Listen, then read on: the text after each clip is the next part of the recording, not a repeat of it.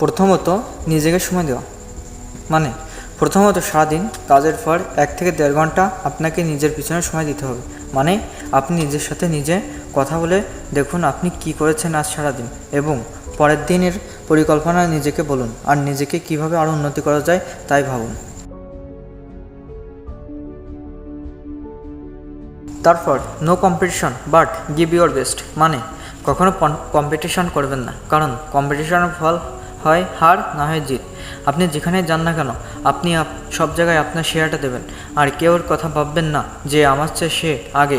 আপনি সবসময় আপনার শেয়ারটা দেবেন যে কোনো কাজে, যে কোনো পরিস্থিতিতে, তাহলেই আপনি সেই কাজে সফল হতে পারবেন। তারপর সময়ের কাজ সময় করা বলতে বোঝায় কখনো কালকের জন্য কাজ রেখে দেবেন না। আমার অনেক ভিডিওতে বলেছি আমি যে লোক কালকের জন্য কাজ রেখে দেয় সে সফল হতে পারে না। সময়ের কাজ সময় করুন, সময় কখনো রিটার্ন আসবে না।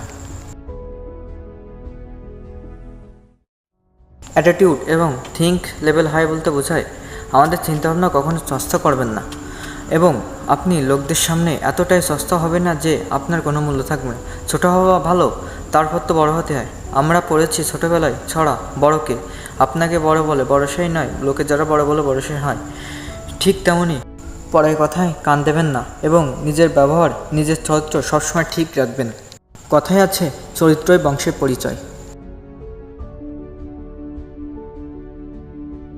তারপর হার্ডওয়ার্ক, আপনি সব কিছুই করেছেন, আপনার সব কিছু ঠিক আছে, কিন্তু শুধুমাত্র আপনি পরিশ্রম করেন, তাহলে আপনি জীবনে সফল হতে পারবেন না।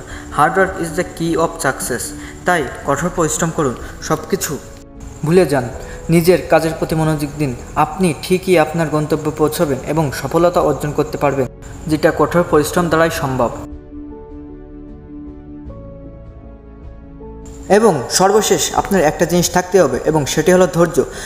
যদি ধৈর্য না থাকে তাহলে আপনি কোনোদিনও পরিশ্রম করে যতই পরিশ্রম করুন না কেন আপনি সফল হতে পারবেন না। সেই জন্য আপনাকে অবশ্যই ধৈর্য থাকতে হবে। সেই জন্য আপনার অবশ্যই ধৈর্য থাকতে হবে, কারণ ধৈর্যের ফল পরে মধুর হয়।